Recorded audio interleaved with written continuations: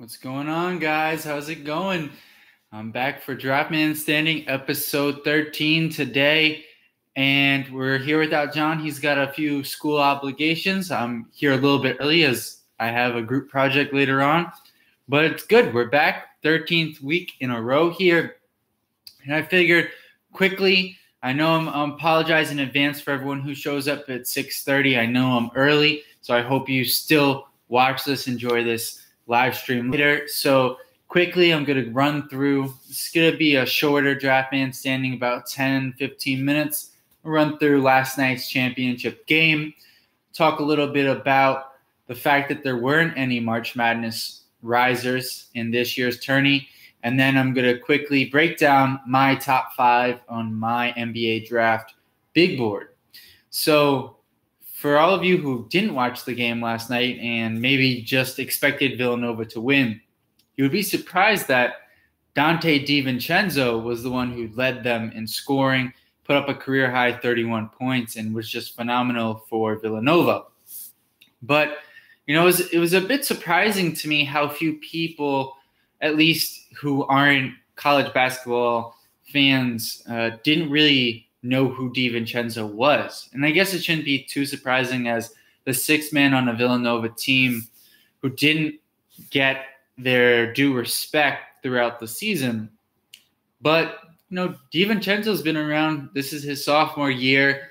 He's been a guy who's put up big games previously and fully capable. If he would have scored 20 points, I don't even know if I would have talked about it. It would have been so much of a usual occurrence. Now, the fact that he carried them in this game definitely was not something I expected to see, nor was the fact that Jalen Brunson was certainly, I don't want to say rattled, but, he let his emotions get the best of him. And that's just not something you usually see from Mr. Brunson on the court.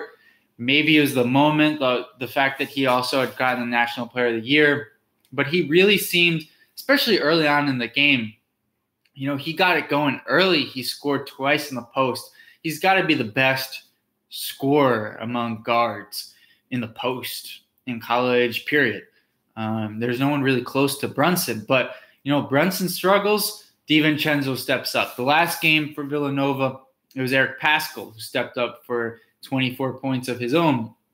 And this Nova program, 2 championships now in the past 3 years, has really emerged as one of the true blue bloods in college basketball and should be given their respect moving forward. But it's funny because not too long ago, Villanova was the team who you picked to lose early in the tournament. And it's funny how quickly things change. It's only been 3 years. Before they won that first championship, they were still a team that you would mark down as an early tournament exit. Now, this is a championship program. They've got guys who, they have a system. They implement guys. You saw just last night, Gillespie, the freshman point guard, played phenomenal defense. He looks poised to step into a bigger role next year with potentially Jalen Brunson moving on and Brunson Bridges clearly moving on to the NBA. There'll be more minutes for guys like that. But DeVincenzo is very interesting to me because his play and just how he plays, quite frankly, reminds me a lot of Grayson Allen. And, Mr. Allen, after his big Final Four performance when he was a freshman, had the opportunity to leave and be a potential late first-round pick. And I don't necessarily see why that wouldn't be a similar case for DeVincenzo.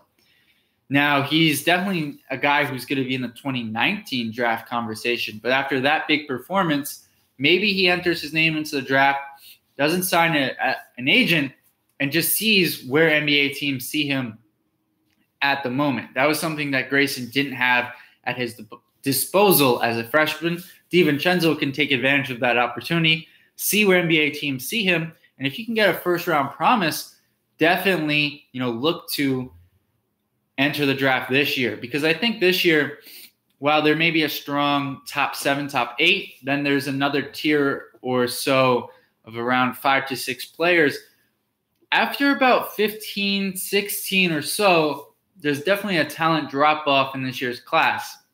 While the top may be very strong, the depth isn't quite where it's been in previous years, and therefore someone like DeVincenzo could sneak into the back half of the first round.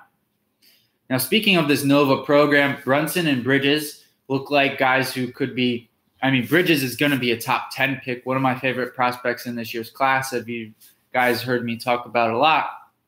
And Brunson just looks like your classic, veteran point guard who comes in – and I say veteran meaning spent multiple years in college. At this point, I think we have to consider those guys vets. And, he comes in and he's a backup point guard, controls the offense, gets everyone in the right spots. He does a great job at, some point guards can only pass for assists, and some can set up your offense and get those hockey-type assists where they move the ball and someone else. Chris Paul does a great job of this in the NBA, and that's something that Brunson does a great job of right now.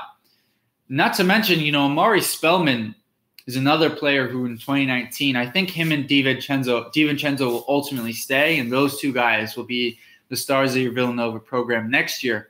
And they both look poised to be 2019 draft picks. And Spellman in particular changed his whole body, dropped around 40, 50 pounds, and is now really developed into a consistent three-point shooter as a three-point shooting center who can move in space and has very good athleticism now.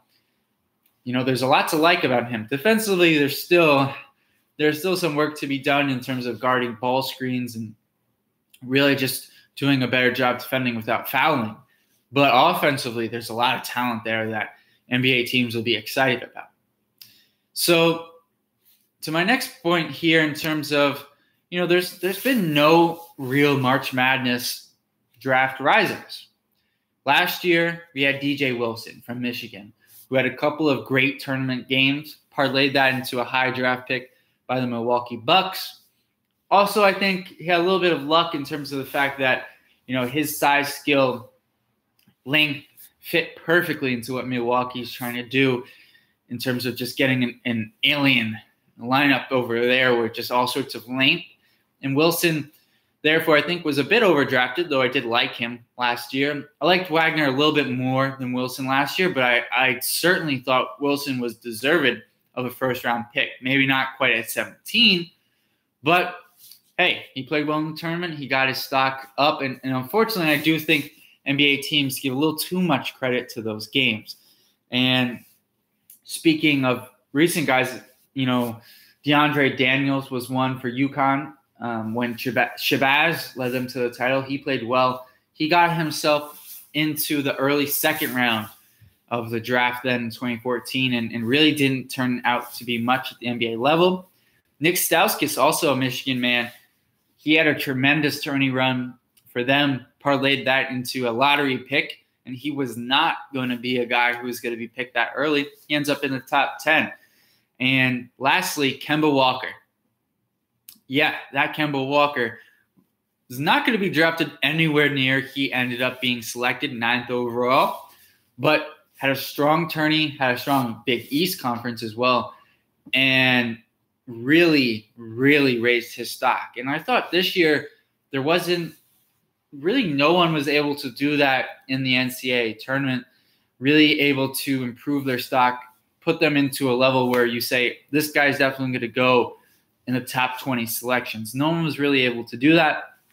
The only guy who I would say was able to move himself from not really in the conversation for this year's draft to potentially could be a back half of the first round 20 to 30 selection is Zaire Smith, the freak athlete from Texas Tech, who despite needing polish with his defensive tools and athleticism, as well as a developing three-point shot, which he hit around 34%, there's enough tools where an NBA team could say to him, you know what, we're going to take a shot at you back of the first round here.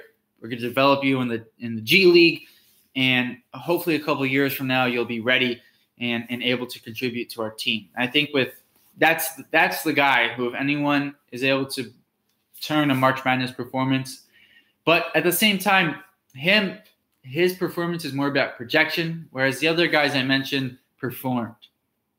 Now, lastly here for the end of this Draft Man Standing episode 13, my top 5 on my NBA draft big board. So at number 5, I have Mikal Bridges. At number 4, Jaren Jackson. At number 3, Marvin Bagley. At number 2, DeAndre Ayton. And at number 1, Luka Doncic. Now, quickly, I want to explain the only person who was tough for me to lead off this top 5 was Mo Bamba. And Bamba and Bridges was a tough conversation for me. Bridges, I think, certainly has the higher floor, the ability to impact your team by shooting, spacing, but also defending. And, Bamba, to me, the fact that while his floor as a rim protector, I think is certainly there, the other aspects of his game are a little worrisome to me. The jumper doesn't look so fluid, and I'm not 100% sure. I wouldn't even say 100%, and I think that's a lot. It's going to take a lot of development for him to improve his offensive game, and I'm a bit worried about that. So for me, I'd leave him off my top 5. But I certainly understand the projection, his upside, it's top 3 in this class. Him, Ayton, Bagley, those are the top 3 guys in terms of ceiling, bar none, in this 2018 draft class. But the reason I have Luka Doncic, number 1, ahead of DeAndre Ayton, ahead of Marvin Bagley, is simply because I think his ability to not only score the basketball, but make plays for his teammates is, with the combination of his size, is something that no one else in this class can replicate. You have guys like Trae Young who can do it, but they don't have the size. You have guys who go 13. I'll catch you guys next Tuesday at 6:30. I promise. Peace.